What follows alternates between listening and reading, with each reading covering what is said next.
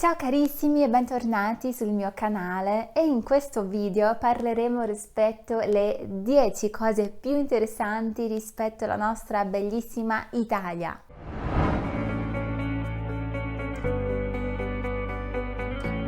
Bom, o primeiro fato que eu achei muito interessante e também estranho quando eu estive na Itália foi com relação ao cappuccino, a maneira pela qual as pessoas, quando bebem cappuccino, fazem na Itália.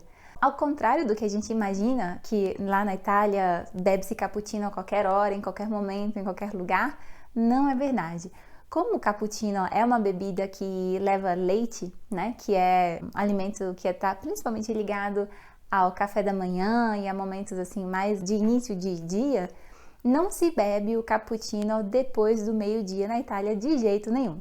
Claro, existem exceções, existem regiões que têm mais tradição disso e outras que têm menos tradição, mas em geral o cappuccino é uma bebida matutina, uma bebida exclusivamente da manhã. Então, se você vai para a Itália, por favor, peça cappuccino só pela manhã e não à tarde. Né? Grazie. Bom, um outro fato que para mim é muito interessante e também bem diferente é o fato de que os italianos são muito supersticiosos. Em italiano a palavra supersticioso se diz scaramantico, ou então superstizioso va bene lo stesso.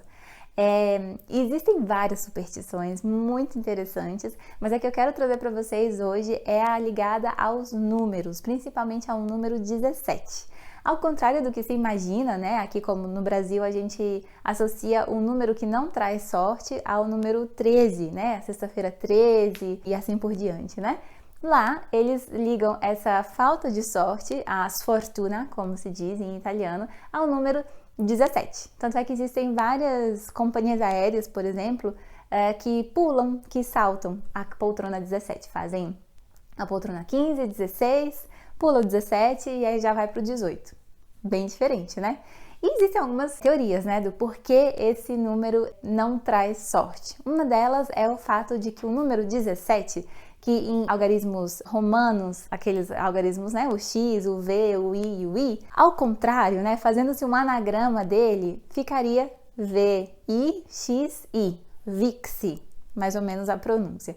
Vixi, em latim, quer dizer eu vivi, ou em italiano, ho vissuto, ok? Então, se eu já vivi, entende-se que não vivo mais.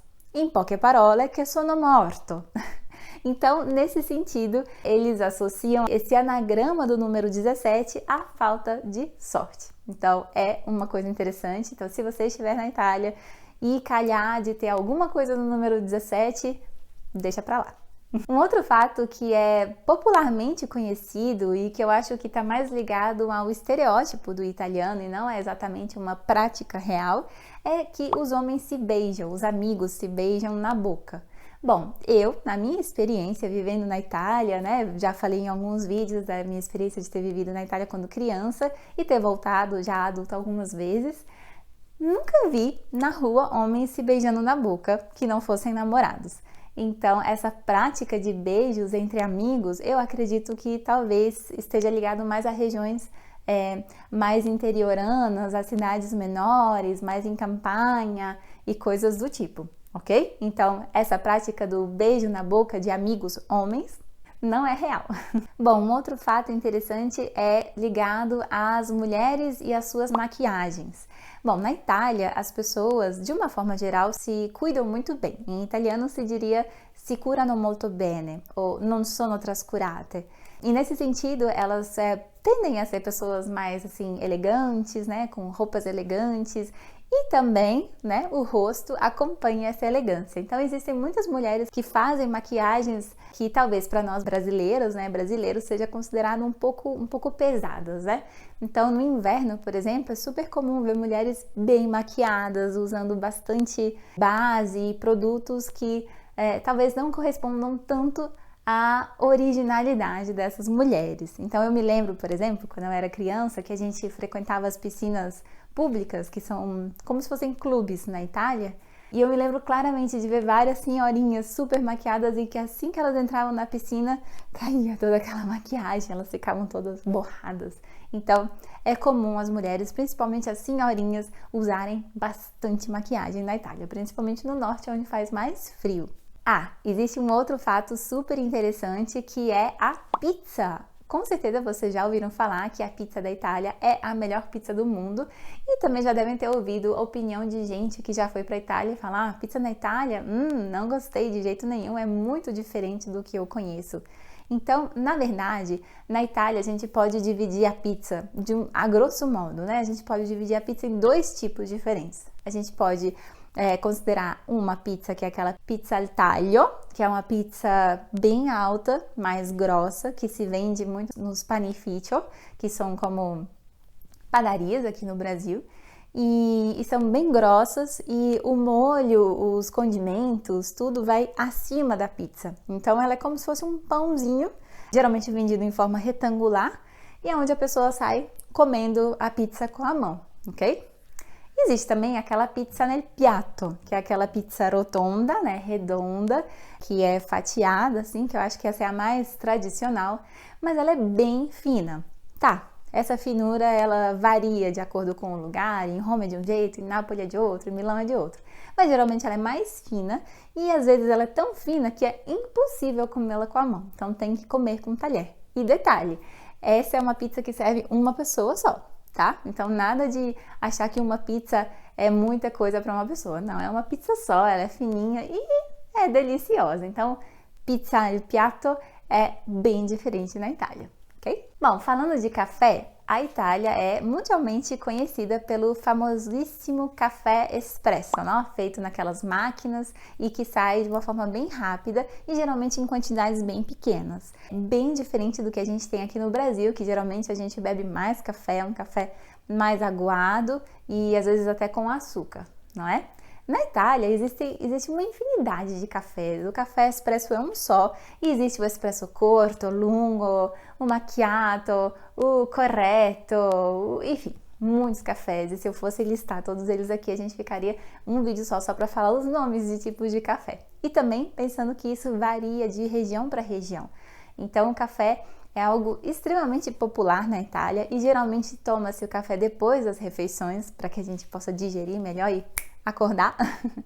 E falando de café também, é interessante a gente saber que o italiano costuma tomar o café da manhã, né? Fare la colazione al bar.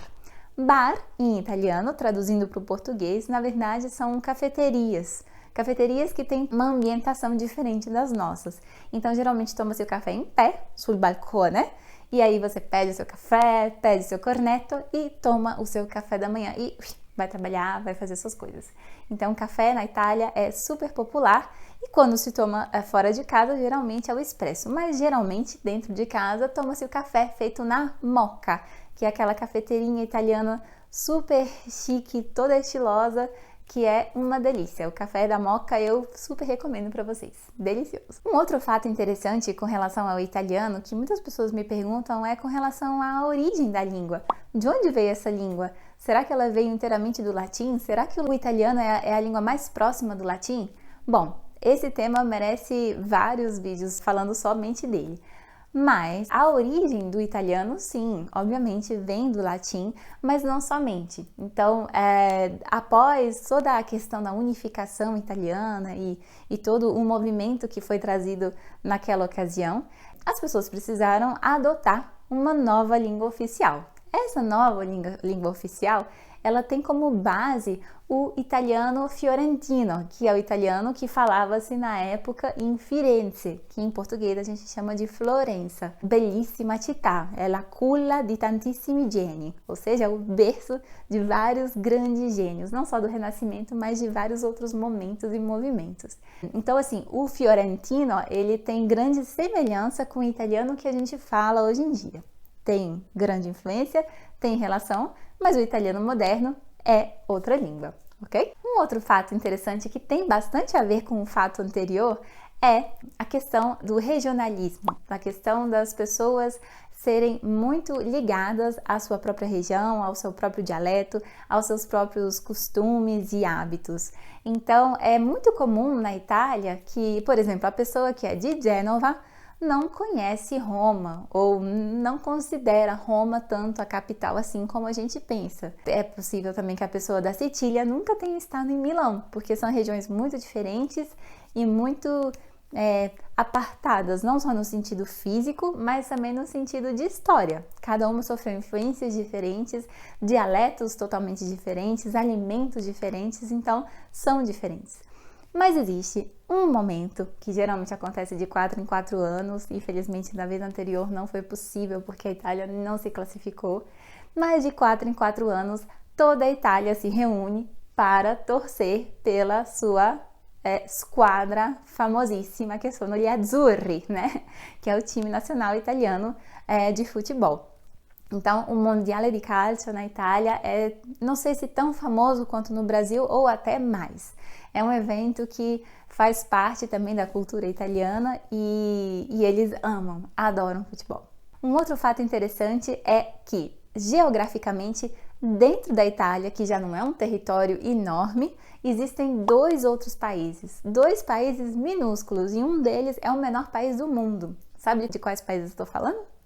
Eu estou falando da Città del Vaticano, né, a cidade do Vaticano, que é onde está presente a sede da Igreja Católica, e é um país realmente muito pequenininho, que está dentro de Roma, que está dentro de Lácio, que está dentro da Itália. Então é realmente muito pequeno, mas muito famoso e belíssimo, principalmente os jardins. E existe um outro país também, que é um outro, não sei se você conhece, mas é San Marino. San Marino, que é esse território independente da Itália, apesar de que lá fala-se italiano também, usa-se a moeda do euro e tudo mais, mas é um país que não é Itália. Belíssimo, San Marino é fantástica.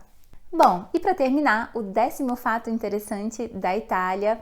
Detalhe, parêntese, não é muito fácil resumir a Itália em 10 fatos interessantes. Eu aqui consigo imaginar milhares de fatos que são muito interessantes, mas vamos lá. O 10º fato interessante ligado à Itália é que ela é a detentora da maior quantidade de patrimônios ligados à Unesco.